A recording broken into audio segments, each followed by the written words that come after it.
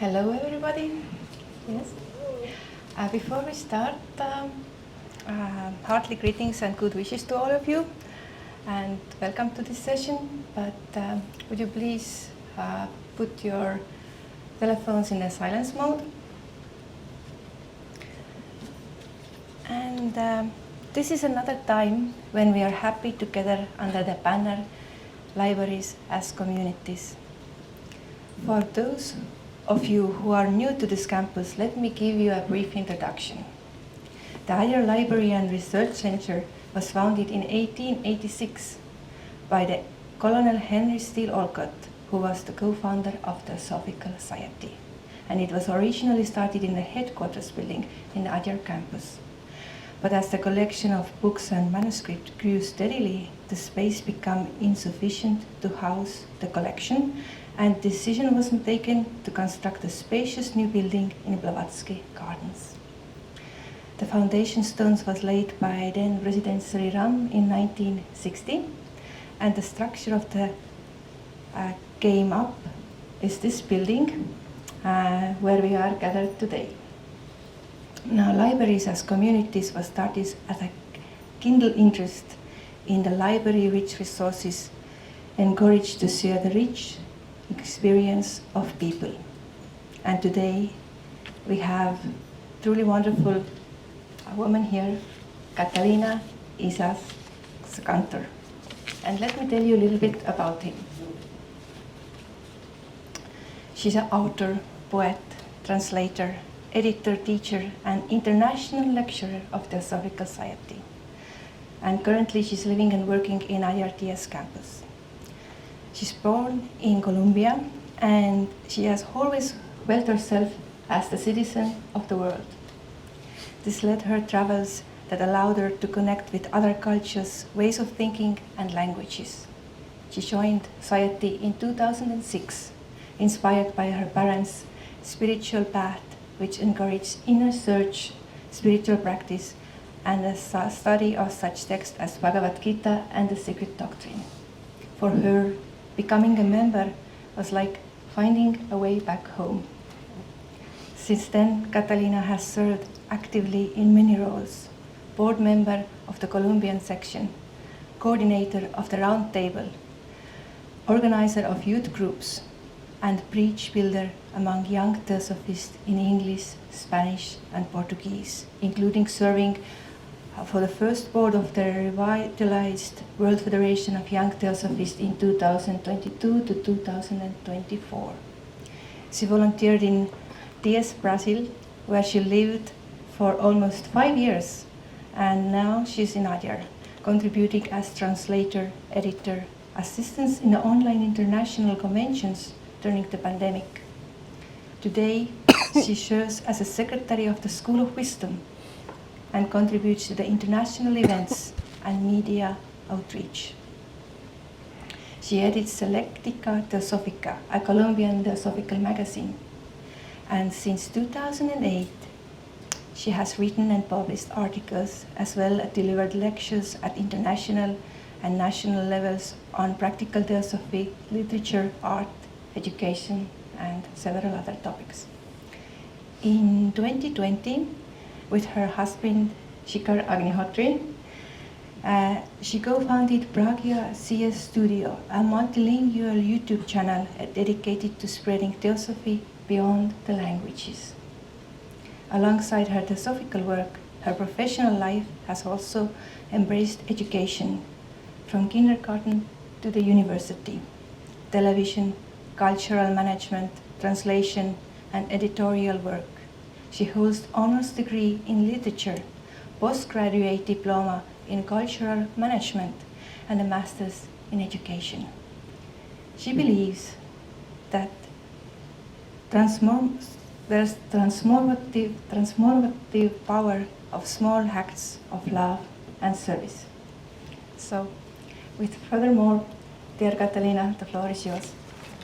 Thank you very much, dear Merike, for such wonderful introduction, and welcome to everyone. And thanks to Jaishree and all the organizers of this series libraries as communities. It's really my honor and joy to be here today sharing with you, especially here in this place that is surrounded by shelves that speaks and hold wisdom of centennials, the Adyar library. It's really a special and very, very valuable place where we are gathering today.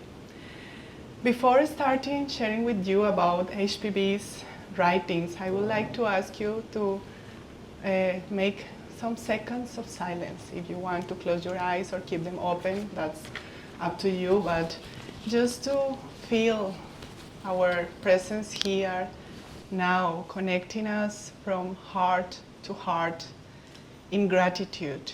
Gratitude with life for allowing us sharing this moment together, to be here with a common purpose. Let's feel that immense gratitude and keep some seconds of silence.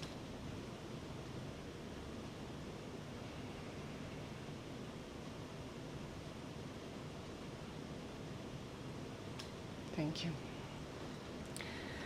So, as I was telling you, this library is no ordinary library. This library is a living treasure house.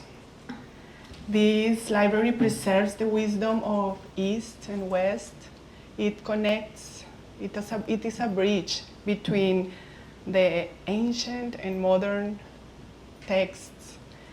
It is a guardian of voices that still speaks to us.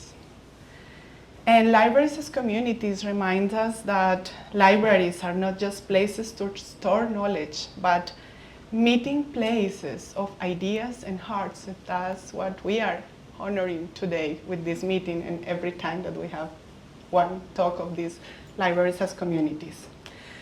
So today we will journey through the writings of Elena Petrovna Blavatsky, known as HPB. One of the most extraordinary voices that lives within these walls. Through her writings, we will trace echoes of an ageless wisdom that began long before her time and that still resonate with us today. When I say I'll be speaking about HPB's works, I may clarify that what I can offer is a bird's eye view, glimpses, outlines, and perhaps trigger a spark of curiosity. For me personally, her books have been companions, many times very challenging ones, I have to confess, but always very inspiring and pointing beyond themselves to something greater. A Mahatma once said that truths shared by writers are never truly theirs, but drawn for the universe's great treasury. The task of the writer, or in this case the speaker, is simply to give them form and share them. I do aim to offer an invitation to enter those landscapes yourself. HPB's writings are training grounds for the soul, touching mind, heart, intuition, and will. Together, they form a path. She didn't write to be admired from afar. Her words are meant to spark, to ignite, to awaken, to inspire us. And I hope I really can share a little bit of that spark with you. So, before we turn to her writings, let's meet a little bit of the remarkable woman behind them. Elena Petrovna Blavatsky was born in 1831 in the town of Ekaterinoslav, which is today Ukrainian territory. At the time it was part of Russia, into a family of Russian nobility. From the very beginning she was special. She was curious, fiercely independent, and drawn to the unseen. As a child, she wandered forests alone, speaking of visions and invisible companions, the masters. By 17, she left an early marriage and set out into the world. Imagine that, a young woman in the mid-19th century, traveling alone across deserts, boarding steamships, going in caravans. I mean, picture this kind of woman, so young. She crossed Egypt, India, Tibet, Europe, and the Americas. In those trips, she learned from sages and mystics, piecing together fragments of an ancient and universal wisdom. Along the way, she encountered the Mahatmas, those great teachers that are dedicated to the service of humanity. And they inspired her mission. In 1875, in New York City, she joined with Colonel Olcott, William Judge, and a small group of around 16 to 17 people and found the Theosophical Society. The vision was radical for its time: to form a nucleus of universal brotherhood, beyond barriers of race, religion, or gender. To study comparative religion, philosophy, and science. And to explore the hidden laws of nature and the powers latent in every human being. Her life was no smooth path. She endured criticism, accusations, illness. Yet, through a big part of her life, she wrote. She wrote fearlessly, passionately, with unwavering devotion to her teachers and to humanity, to us. What she left us was not gold or jewels, but treasures of another kind. Teachings meant for all who seek something else, for those who seek the truth. Her life itself, it's a legend, and I'm not going through all of it because that is the subject of another talk, and it's not what we are, but I mean, her life is completely passionate. Her life is a bridge between East and West, between ancient wisdom and modern seekers. She left us a treasure of writings, lanterns lighting the path for generations of seekers. We could imagine HPB's works as gateways that open into different dimensions of human inquiry. Each one is a threshold that invites us not just to look, but to step inside. Before we begin, let me share a simple classification that I propose of some, not all, of her books, of course, and it is not an exhaustive one. Some works could belong to more than one category, yet this classification offers us a way of seeing the wide landscape of her voice. I have grouped them into 5 streams. The first stream is the core teachings, the very heart of Theosophy, including Isis Unveiled, the Secret Doctrine, the Key to Theosophy, and the Voice of the Silence.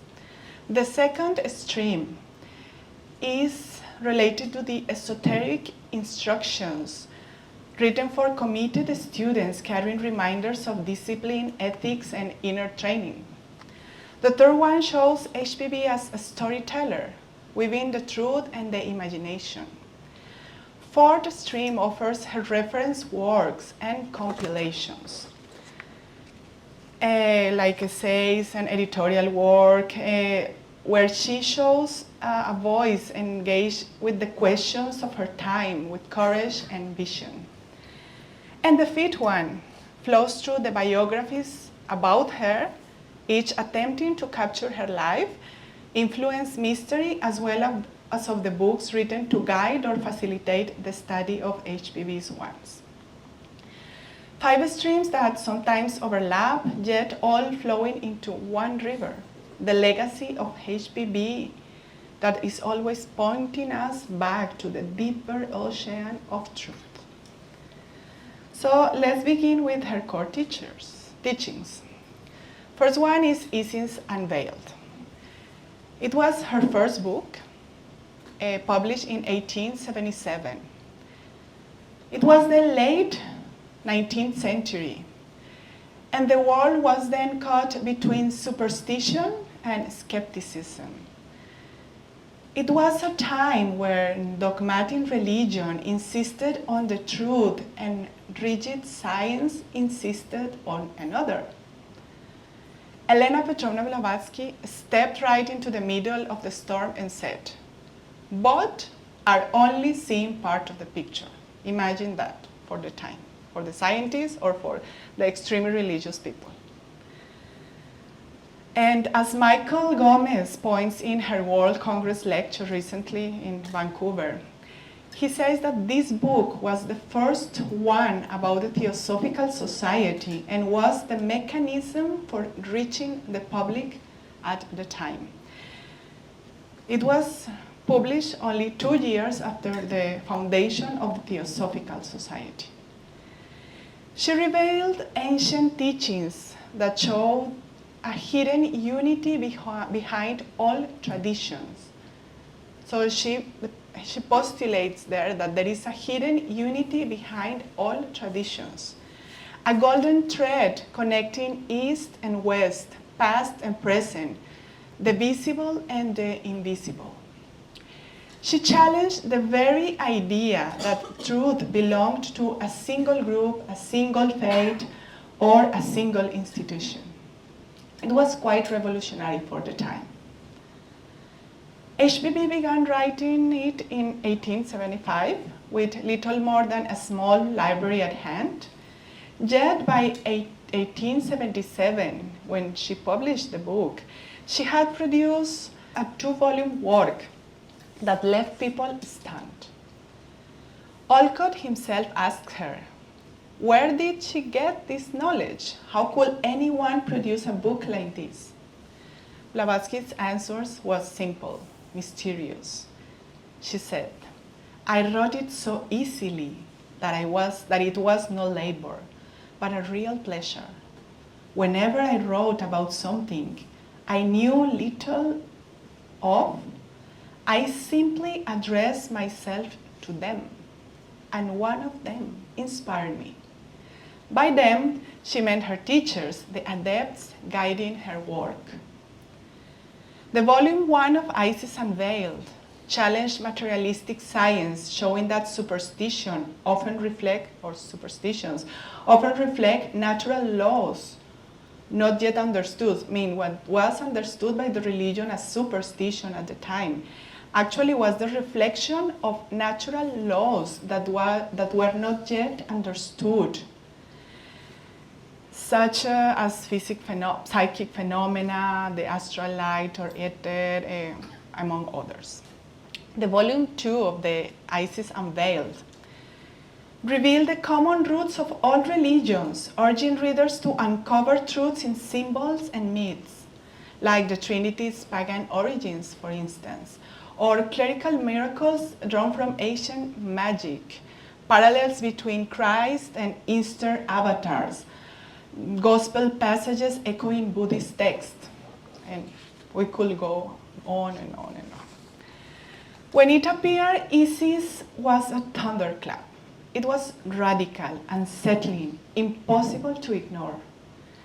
And even now, it carries the same invitation: to break free of rigid thinking, to seek deeper connections, and to remember the hidden unity at the heart of life.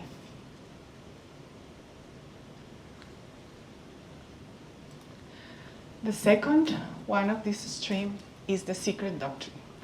The Secret Doctrine is her masterpiece. 2 vast volumes published in 1888 that attempt nothing less than the story of the universe and of humanity, imagine. The first, Cosmogenesis, traces the birth and unfolding of the cosmos. The second, Anthropogenesis, tells the epic of humanity's spiritual evolution. At the heart of both lie the stanzas of Xian, fragments of the ancient wisdom language Censar, rendered into English for the first time in history. And they don't teach like books. These texts don't teach like normal textbooks. They speak in symbols, in myths. They have a kind of deeply poetic cadence. Actually, I must confess that every time I read a fragment of the Secret Doctrine, especially Cosmogenesis, something stirs so deeply in me that I feel compelled to write a poem. I don't know what happens. It's like their music awakens a language that the heart already knows, something like that. When the book appeared in 1888, its first edition sold out before it reached the public. And since then, it has never been out of print. So, imagine the book. Its subtitles tell us plainly, a synthesis of science, religion, and philosophy. And to avoid confusion, HPB wrote, by no means it is a religion, nor is its philosophy new. Its tenets are not now published for the first time, but have been cautiously given out to and taught by more than one European initiate. So this is about the wisdom, ageless wisdom, always present, not always accessible to all, but in this moment she was publishing for the world. With characteristic humility, she added, I have made here only a nosegay of cauliflowers, and have bought nothing of my own, but the string that ties them.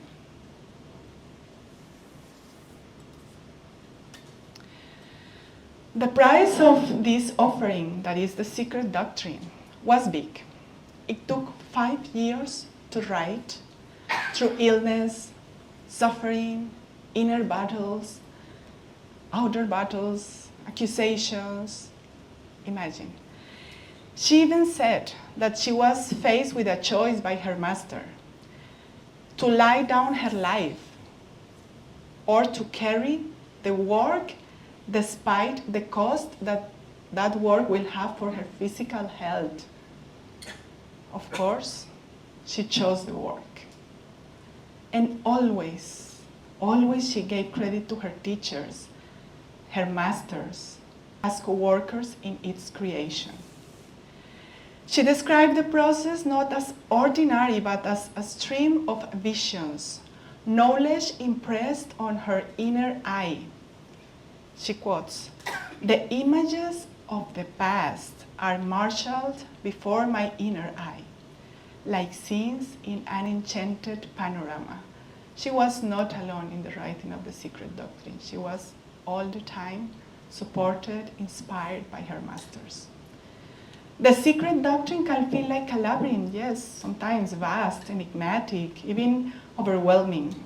But it was never meant to be easy. HPB wrote it not to gratify the restless intellect, but to awaken something deeper. She warned, the whole essence of truth cannot be transmitted from mouth to ear, nor can any pen describe it, unless man finds the answer in the sanctuary of his own heart. So, how do we approach such a book? Of course, I cannot tell you how do we approach such a book. I'm only going to point some insights that I have collected through the years. To begin with, not as we will approach any other book, not a novel, a storybook, even a philosophy book. And HPB herself gave us some clues. She advised her students to take compass points such as begin with the 3 fundamental propositions in the poem, reflect upon them for whatever time is necessary, years, months, whatever time is necessary to really understand and grasp. After that, the summing up at the end of the first volume and the opening and closing of the second. And to Robert Bowen, there are some notes that are called the Bowen notes, where Robert Bowen compiled some of the sharings that HPB gave to some of her students at the time, some tips to study the Secret Doctrine. And in this group, she gave 4 ideas that every reader and student of the Secret Doctrine should have in mind while studying it. The first one is the unity of all existence. The second one is the life in every atom, which means that there is no dead matter, as science used to believe at the time. The third one is that humanity is the microcosm. And the fourth one that derives from the previous one is the Hermetic axiom, that is as above, so below, as within, so without. So in reality, this book is more an exercise in consciousness than a body or a doctrine. It is a training to listen not only with the reason in mind, but with buddhi, the faculty of direct perception of truth. We can see there in the septenary constitution of the human nature that she presents in the Key to Theosophy. I highlighted in red the manas, that is the mental aspect of the human beings, and there is like a lower personal mind that is more the intellectual kind of one, that is not the one that, is the one that we employ normally in our philosophical studies, etc., but it stays there, it's limited.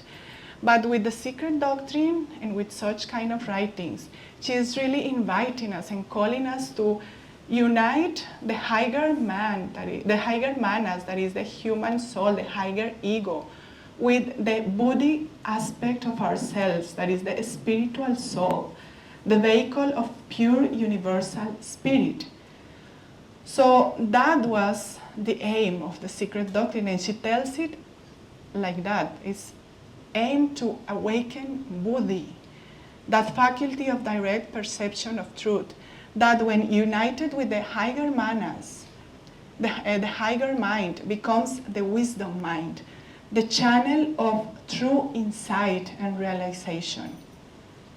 And that is why so many readers say that the value of this book lies not in what they understand with the lower mind intellectually, but in what it awakens inside us.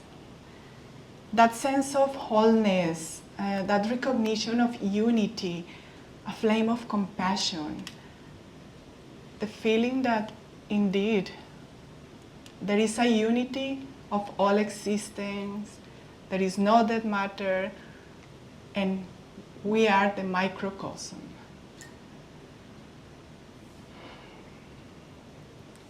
As Master Kesh wrote, the truths and mysteries of occultism constitute indeed a body of the highest spiritual importance. They are not given to add to speculation, but for the practical bearing on the interest of mankind. Practical bearing on the interest of mankind, not for our own accumulation of knowledge or to feel, oh, I know so much, I have read so much, but really to put them into practice and serve humanity, basically. The Secret Doctrine is not an escape into abstractions, but a guide for living. We could say a yoga of wisdom, a discipline for mind and heart. Even its most remote teachings are seeds of practice. HPB herself said that her aim was only to lift a corner of the veil which hides the divine truth. Imagine, only a corner. So that those who suffer might glimpse a light of peace. Not a corner for the intellectual enjoyment, but for those who suffer, glimpse a light of peace. Perhaps this is its real secret. It speaks the language of the soul, calling forth the voice of Buddhi, the intuition. And the next of this first stream is The Key to Theosophy, published in 1889. This was the first book I ever read of HPB. And from the very beginning, I didn't feel it like a textbook at all. I felt it like a conversation, almost as if she were there sitting across from me, listening to my questions, answering with clarity. And I think that's what it makes this book special.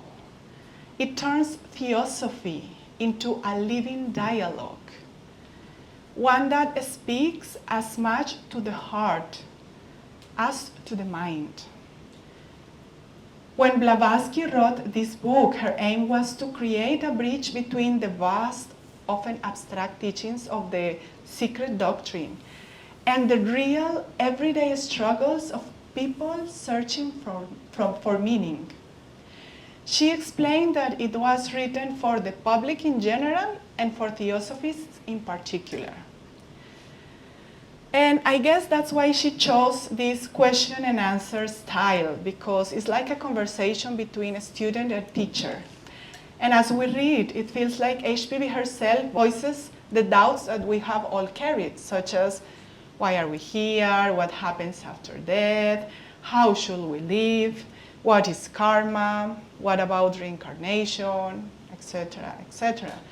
And to give just an example, she speaks of karma, for instance, and she says karma is not a punishment or reward, but is the natural law of cause and effect, the ultimate law of the universe, source, origin, and fount of all other laws which exist throughout nature.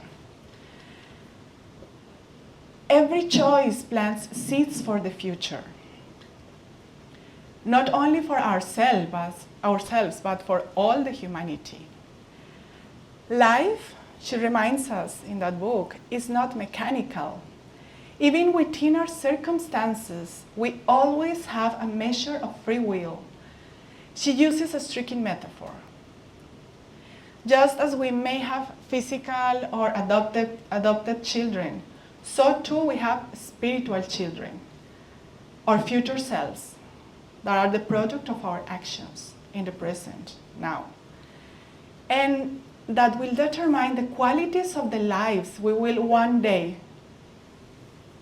That quality will depend on what we nurture today.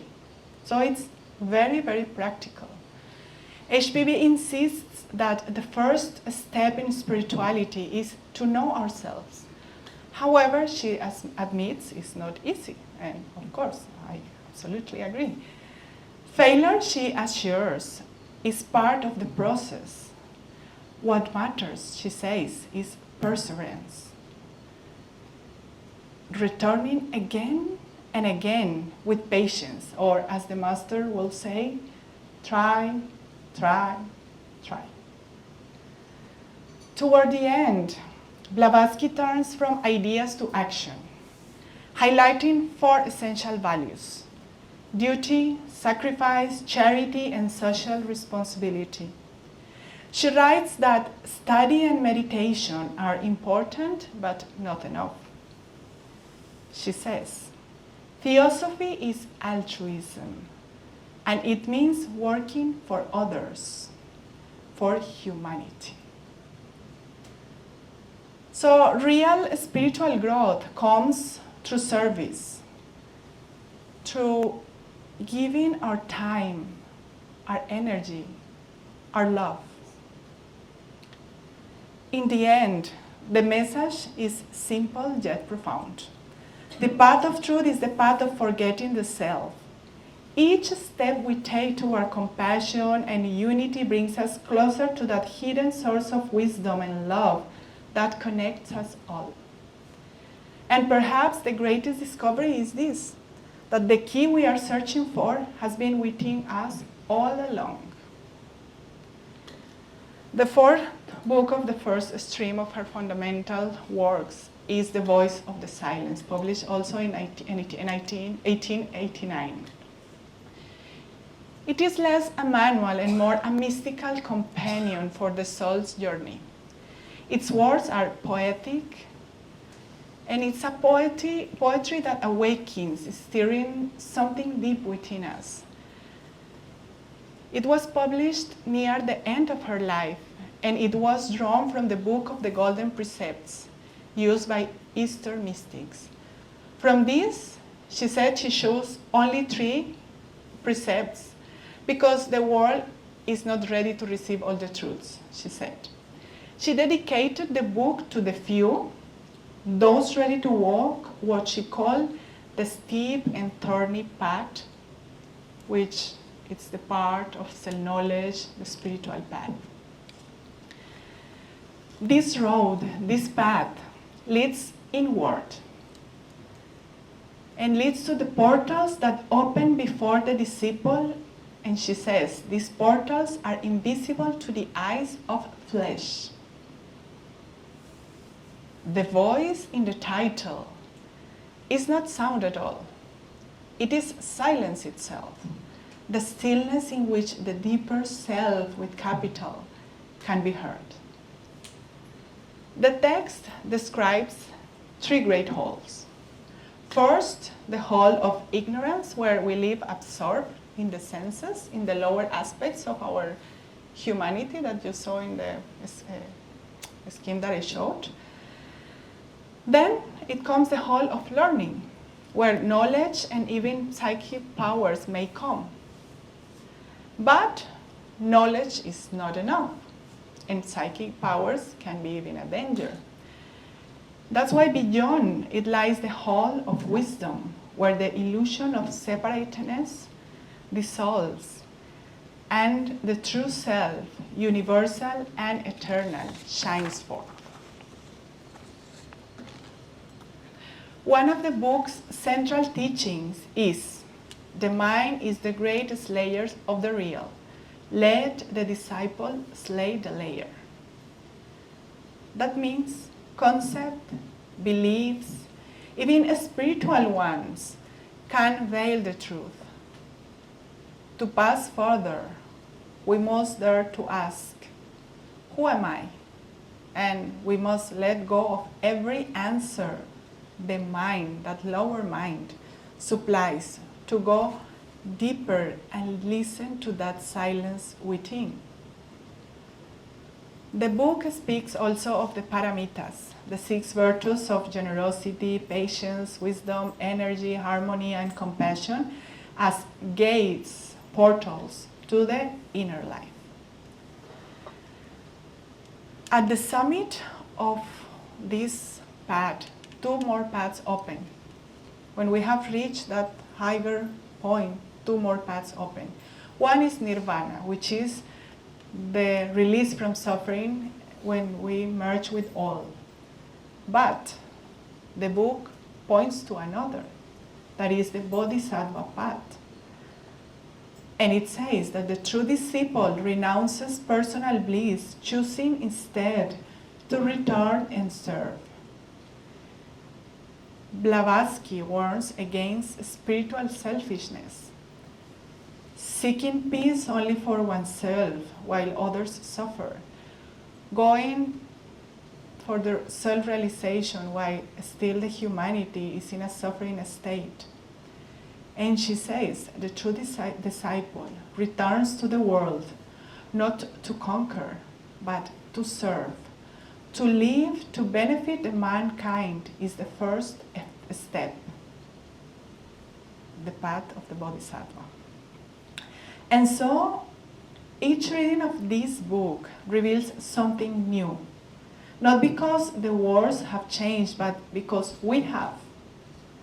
It is not meant to be explained so much as introjected, reflected upon, lived. Its message is simple, yet not easy. We are not the body, nor the restless mind, nor the fragile ego. We are the self with capital. one with all beings, and if we listen closely beyond the noise of the world and the chatter of our thoughts, we may begin to hear it, and we may begin to serve humanity. So these writings remind us that Theosophy isn't just about ideas, it is about living those ideas. And to sum up, HPB 4 main books are like 4 gateways. I did like a small classification of them with its own purpose, each reflecting a different side of her life and work, like a mirror of herself, and with a key of transformation.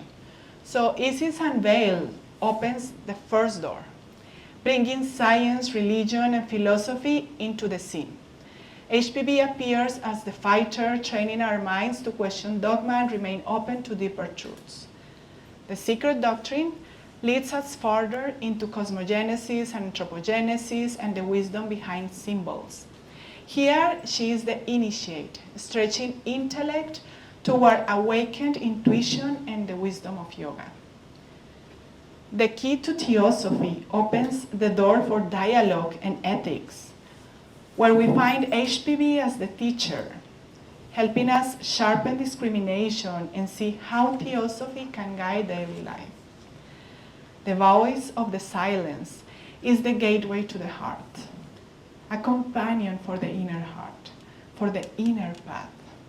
Here she is like this mother heart, and the practice is to cultivate silence, service, and compassion.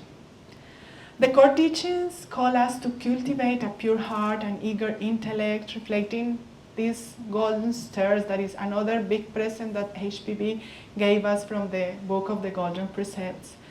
And they remind us to seek truth diligently, to listen deeply, and to let wisdom guide our thoughts and actions in everyday life. Now let's go with the second stream. The upcoming streams are way shorter than this one because this was the main volume of her work. The second one leads us to the esoteric instructions, and it composes those writings that are entrusted to committed seekers. So we have practical occultism, esoteric instructions, even the voice of the silence could be also put into this category, among others. Of course, I cannot mention all of them here. They guide the seeker step by step, reminding of what the path truly demands, and that discipline is not a rigid rule, but the steady shaping of our whole being. They insist that ethics is not optional, but the very ground of spiritual life. Because without purity of motive, higher knowledge becomes a danger rather than a blessing. They also warn against the temptation to treat occultism as a curiosity or power, making it clear that the path is about inner transformation, not the gaining of abilities or powers. They serve less as a manual and more as a mirror, reflecting the task of becoming transparent to the light of the higher self. I will not go into details, but for those who feel the call, I warmly invite you to read, study, and of course, practice. Let's go with the third stream, her fiction. It reveals HPB the storyteller. HPB was a woman with so many sides and so many talents. She was a philosopher, a teacher, a writer, fictional writer, a sketch. She drew these 2 sketches that you see there are made by her. She was a talented pianist, one of the most talented of her times. So in this third stream, I have brought especially a book called From the Caves and Jungles of Hindustan, where she blends fact with fable. In these books, the landscape turned into allegories, and her encounters shimmer with hidden meaning, and the everyday world grows luminous. But she says in the preface of the book that she says the following: I never meant this for a scientific work. Broadly speaking, the facts are truth because they are inspired in her travels. But I freely use an author's privilege to group, color, and dramatize. I would rather claim kindly judgment for it as a romance of travel. So it's a fiction work based on real facts. Storytelling actually ran in her blood. Her mother, Elena Andreyevna Fadeyevna, was called the George Sand of Russia. She wrote abundantly, and she wrote social conscious novels that were very, very successful at the time. And her grandmother, the Princess Elena Pavlova, was also a writer. She was a botanist and a scholar. This stream of writings is also a very good reading for those who wish to see another face of this extraordinary woman. The fourth extreme gathers HPB's shorter writings, her essays, articles, editorials, and personal letters. In these, her voice often shines in a more intimate and spontaneous light. We meet not only this face of the philosopher and teacher that we have met in the four main works that we spoke about, but we also met HPB from a more intimate point of view, witty, sharp in debate, fierce in defending the truth. Many of these treasures have been lovingly preserved, such as the monumental HPB collected writings compiled by Boris the Sirkov that gathers articles from journals such as the Theosophy or Lucifer, that preserve the pulse of her public voice, sometimes debating, sometimes defending, but always inspiring and awakening.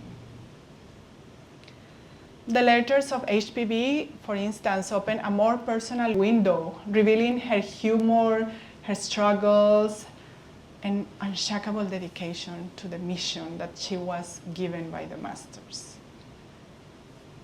The series HPB Speaks adds another dimension, presenting transcript of her talks and conversations, where her living presence and spontaneous teaching come through with vivid immediacy. And this editorial and preservation effort continues to grow. At the very 12th World Congress, a special new volume was released, the HPB Collected Writings, the Russian serials compiled by Boris the Sirkov, edited by Michael Gomes and launched by President Tim Boyd, that is here with us, accompanying us today. And it brings together writings first published in Russian periodicals, now made accessible to a wider audience. HPB works are not relics of the past, actually. They are living voices. And still they carry inspiration and insight into our own time. With each new generation, her writings find fresh meaning and continue to steer minds from complacency toward truth. A vital aspect of HPB's work is her polemical voice.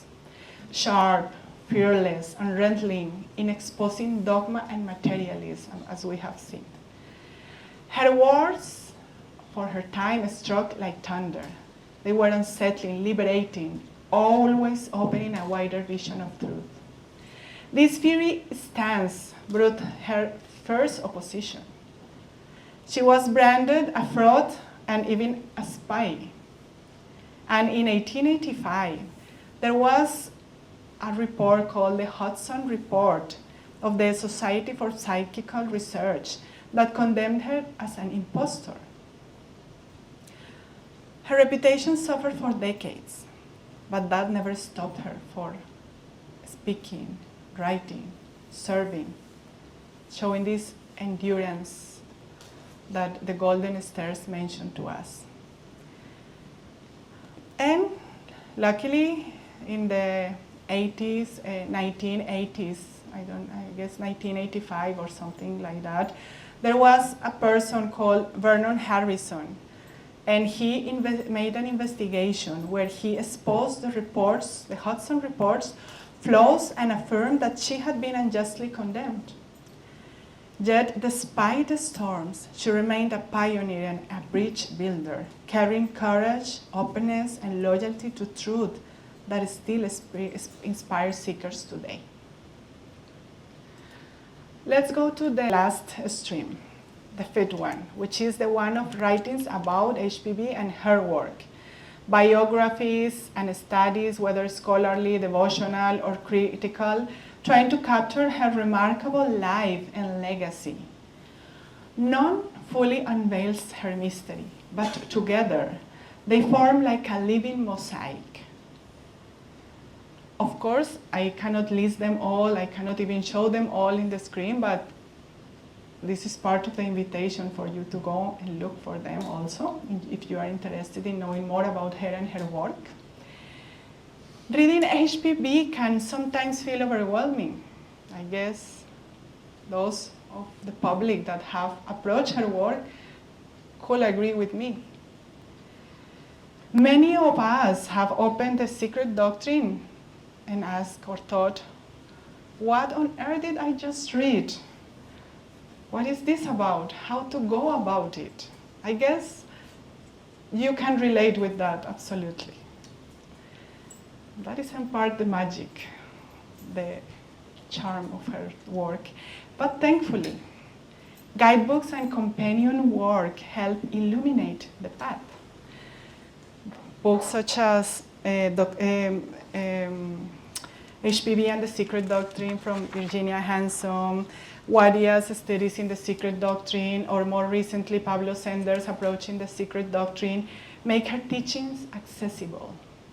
These works remind us that studying HPB is a shared journey.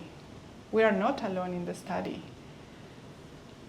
Passed hand to hand through generations. Yet, as HPB emphasized, we should not only rely on others' interpretation. They are very useful, they are a help, they are a support. But we must engage directly with her writings. She herself asked us to do that. Because in doing so, we will not only honor her vision and take a step closer to the essence of her work, but as we have already seen, we will nurture higher aspects of ourselves, cultivating Buddhi, transforming into better human beings, and thereby transforming our reality. This is how Theosophy becomes a living, dynamic force in our lives. This is how we keep the link unbroken. HPB's teachings and works brought so many aspects. I strongly recommend you to read, of course all, but there is one that I'm going to quote, that's what I am recommending it now, that is Sylvia Cranston's biography, The Extraordinary Life and Influence of Elena Petrona Blavatsky. The 7th chapter of the book, called The Century After, shows us HPB's influence that speaks to us through powerful echoes. And since that itself could be the subject of another lecture, I'm not going in depth, I'm just mentioning very quickly some of the aspects that she mentions there, some of the echoes that she mentions there. So the first one will be the echo of science and spirituality. HPB loved to shake foundation. By now we must know. And in the Secret Doctrine, she declared, matter is a modification of consciousness. Imagine in the 19th century with the materialistic science, come this lady and tells everyone, matter is a modification of consciousness. What? So she spoke of atoms as center of energy and of the universe as a manifestation, when the church said that the universe is a creation of a God, etc., etc. So clearly, she shaked foundations. Later discoveries by science, like relativity, quantum physics, morphic resonance, made it seem as if science was tracing paths she had already made and proposed in her Secret Doctrine. Her vision still resonates today. showing us that science and spirituality are not rivals, but streams flowing toward the same ocean of truth. This echoes the second objective of the Theosophical Society, the comparative study of science, religions, philosophies. Books such as the ones that you are seeing on the screen were writing to show this. There are books like The Physics of the Secret Doctrine, Scientifics, Corroboration of Theosophy, and you can name, there are a lot of books on those lines. The next echo is the echo of art. Theosophy brought to the West something that ignited the imagination of writers and artists, that occult side. Writers, there was an Irish movement very strong in which all of them, Yeats, Russell, were linked to the Theosophical Society, and their works were inspired by the Theosophy. Even Frank Baum, the writer of The Wizard of Oz, was inspired by Theosophy. He drew from Theosophy to make its imagery. Or Latin American movements like the Modernism, with poets like Rubén Darío, Gabriela Mistral, all of them found inspiration in its vision of unity. Visual artists such as Kandinsky, Mondrian, Gauguin, Roerich, and Klimt, Hilma Klimt, okay, there are a lot. Also, they credited theosophical texts with shaping their abstract art. And in music, composers like Scriabin or Sibelius or Cyril Scott sought the same pulse in music. So through them and many others that I cannot name today, Theosophy became a creative force, letting truth sing through word, color, and sound. And a third echo that I want to share with you is the echo of transformation. For HPB, truth was never theory, it had to be lived. Every act of compassion, every effort to master oneself ripples outward. Deep study of the text does more than expand understanding, it reshapes us. She says, these stanzas appeal to the inner faculty rather than the ordinary comprehension of the physical brain. The earnest study is a way to stimulate the wisdom mind in order to become a more appropriate vehicle of spiritual wisdom. They carve new paths in consciousness, awakening the wisdom.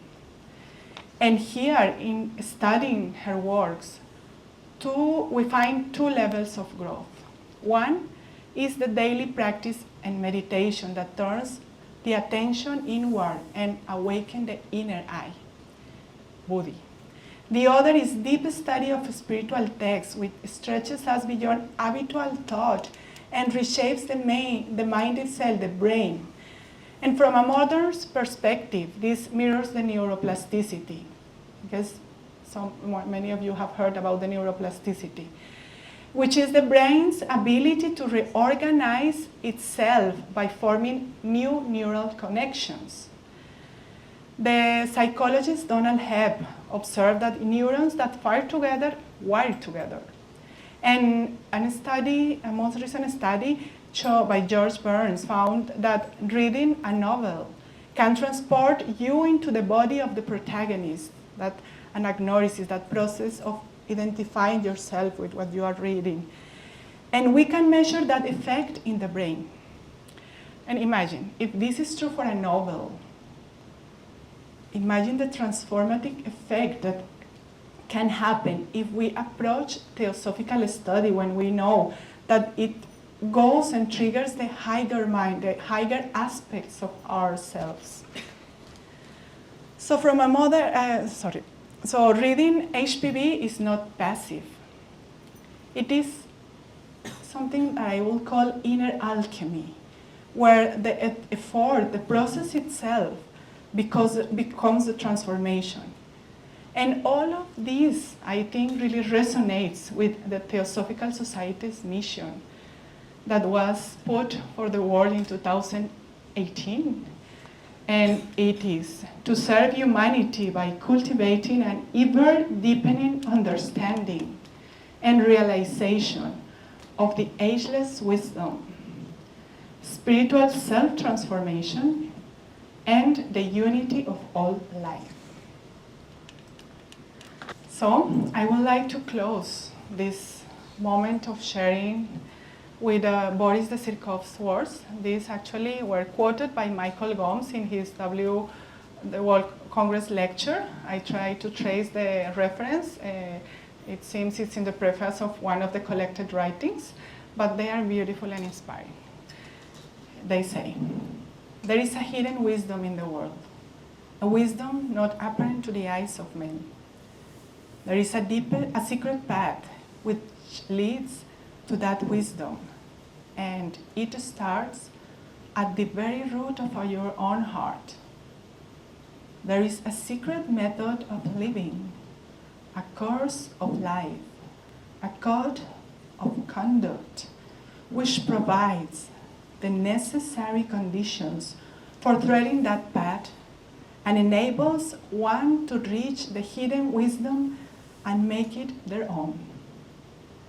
These three, the hidden wisdom to be attained, the path that leads thereto, and the method of living, are the main keynotes of the message that HPB proclaimed to the world. Inspiring to these ideas, we will keep the link unbroken. May the echoes of ageless wisdom we've explored guide us toward a deeper understanding and compassionate action. This journey, dear all, does not end here. Actually, it begins here.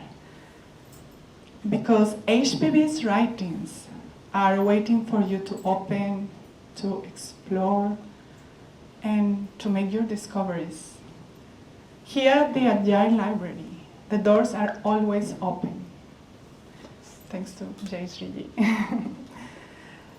To connect you with her voice and the teachers of the ages, not only hers, but so many that are here.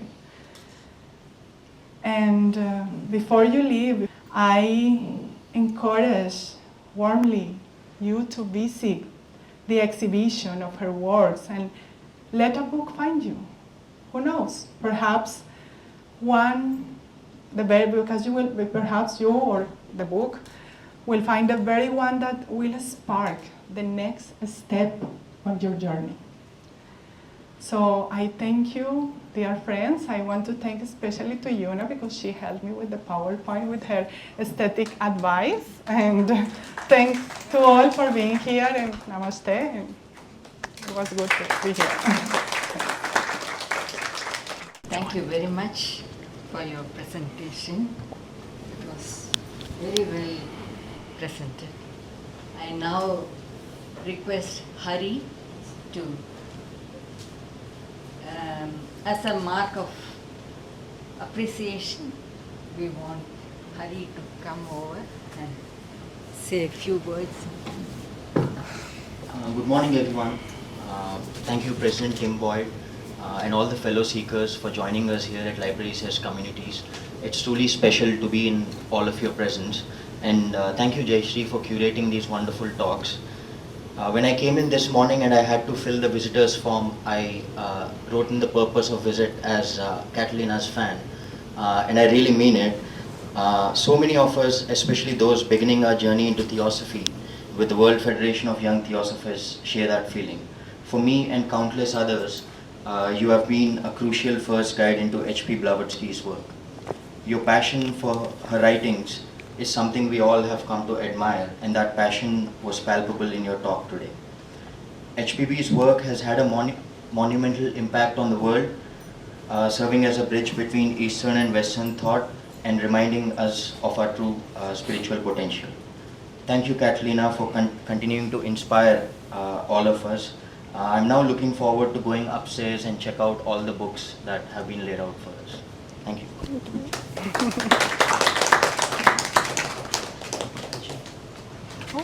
Oh, thank you. Thank you very much.